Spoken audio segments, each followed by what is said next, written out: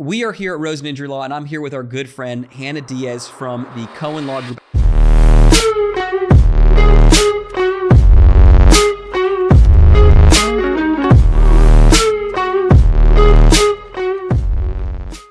Tell everyone, what is the area of law that you practice, Hannah? Thank you, Mr. Rosen. I am a property damage attorney. I represent homeowners and property owners for damage to their home when they've been underpaid or denied by their insurance company. Hannah, just explain to everybody how often you see where insurance companies deny the property owner's claims. How often do you see that in your practice? On my side, all the time, all of the claims that we take are either underpaid or denied. Now, in the scheme of all the claims handled in the state, that's only a percentage. The goal, of course, is for the homeowner to not have to go through the denial process. However, on our end, we see all the undervalued or denied claims. What's the most common type of case that you see come across your desk when you're dealing with representing a homeowner against their own insurance company? Mostly roof claims, roof damage, wind damage from storms, hurricanes, wind events, tornadoes, hailstorms.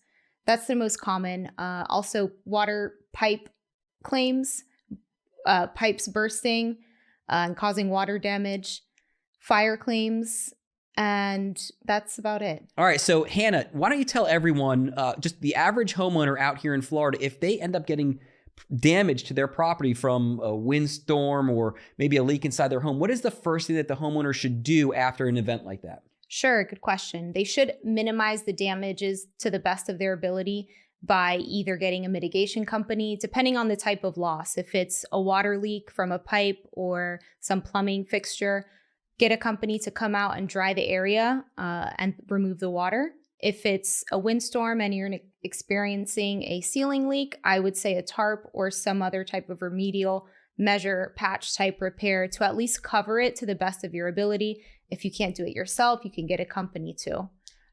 Take evidence, photos, videos if you can of the storm, the damage, and report it to your insurance company. That's really a great tip. And also what I've heard here in Florida, because of just the climate, the weather, what happens if people don't take those steps to remediate and the water starts seeping in and it mixes with the hot air and the cold air? What happens to their homes? It gets worse. Mold starts growing. Mold can start growing within 24 hours. And in Florida, we know it's hot and humid. And you have the duty under your policy to mitigate the damages. So you have the obligation to try your best to minimize those damages by doing something. Now, everyone has stuff going on, but try your best within a reasonable period to do what you can. And so after the homeowner takes the steps to mitigate this damage, they hire a remediation company, they get the drying machines in the homes. What's the next step? Should they contact their homeowner's insurance? They should. They should report a claim. And why? What is the reason that homeowners should report a claim after an event that causes damage to their property? It's a duty under the policy. They have to give notice of the damage and to seek indemnification. So if there's a loss and they insure the property for it, you should give the carrier notice for it. If the average homeowner has damaged their property from either a windstorm or maybe there's a serious rain or a leak inside their home, something happens where there's damage to their property and they don't contact their homeowner's insurance and they just sit on it, what can happen to their claim? It could get denied on the sole basis of them reporting it late. There is case law that supports it's called a presumption of prejudice. So when you don't promptly report it, which is a condition often in the policy, there is a presumption of prejudice in which the carrier can allege and deny the claim based on that alone. And case law is in their favor. It's a bad situation. It's important to report your claim timely. What are some of the events that occur where this issue of needing to make a claim against someone's own insurance policy comes up?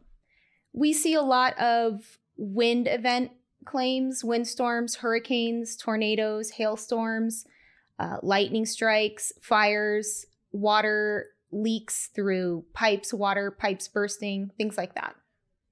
When do you suggest people hire a property damage lawyer like yourself to represent them after an event, that causes damage to their property? Sure.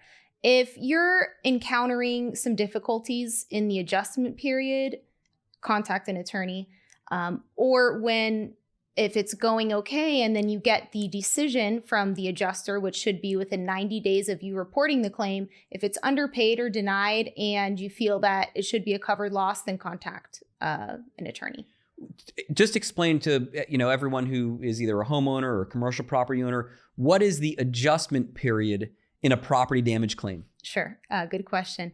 It's the time period that the adjuster has from the date the claimant or homeowner reports the claim to a decision being made on the claim, whether there's coverage or not. So they can make the decision well before the 90 days, but it should be by that 90th day. How do you feel about, the average homeowner or commercial property owner hiring something called a public adjuster? And what is a public adjuster? They serve the public by representing policyholders, homeowners, and property owners, and adjust the claim on their behalf in comparison to the adjuster who represents the insurance company. So there's often the public adjuster who helps support the homeowner to get a better value for their claim, better recovery for their damages. I think they serve a good purpose in helping homeowners resolve their claims quickly and for more value and what they deserve. Sometimes they get pushback, though, too, from the carrier and can only push it so far until we should get involved and file a lawsuit. Tell everyone, if they make a claim against their homeowner's insurance or their property insurance, what are some of the damages that they can recover from that policy, from the insurance company? It depends on the policy, so it's important to know what your policy covers. Typically, we see with the average home, the home itself, the cost to repair it, the contents inside the home to move them in and out during those repairs, the cost of additional living expenses if you need to move out of the home during the repair process, arguably overdue interest, and if in litigation, they should owe our attorney's fees and costs on top of those damages. And you bring up a good point. So a lot of people are concerned about hiring a lawyer because how are they going to pay that lawyer? So how is it that a property damage lawyer like yourself gets paid? How do you recover your fees for helping out homeowners? There's a statute in Florida. I think it's a very important statute which protects homeowners, and it's 627.428 and requires that the insurance carrier reimburse for attorney's fees and costs when there is a verdict or judgment. So we negotiate that in the settlement process to get our fees and costs paid in addition to the benefits, which helps the homeowners because then they're made whole in regards to the repairs. If it costs $20,000 to do the repairs, we're not taking a portion of that so that they can complete those full repairs. Solid. It's a great statute. It's very consumer friendly for the public, and I don't think that it should go anywhere, but there is some legislation lately that has been up for debate regarding attorney's fees. So Hannah, tell everyone, why is it that you decided to get into the law and practice property damage law? I've always wanted to be a lawyer, and after I graduated with my undergraduate degree from UCF, I worked as an adjuster for an insurance company for a few years. And that's what prompted me to want to come on this side and represent the policyholder, the homeowner, or the claimant, and help the public.